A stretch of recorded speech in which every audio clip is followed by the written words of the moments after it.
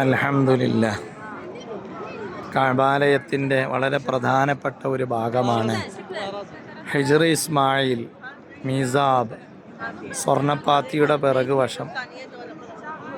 അതുപോലെ ഹിജ്ർ ഇസ്മായിൽ, ഇസ്മായിൽ അലൈഹിസ്സലാത്തു വസ്സലാമിന് വേണ്ടി അവിടുത്തെ പിതാവ് ഇബ്രാഹിം നബി അലൈഹിസ്സലാത്തു വസ്സലാം ഒരു തണൽ മരം നട്ടുപിടിപ്പിച്ച് ആ തണൽ മരത്തിൻ്റെ ചുവട്ടിലായിരുന്നു ഇസ്മായിൽ അലൈഹിസ്സലാത്തു വസ്സലാം എപ്പോഴും ഇരുന്നിരുന്നത്. കഅബാലയത്തിൻ്റെ ഉൾഭാഗമായി വരും.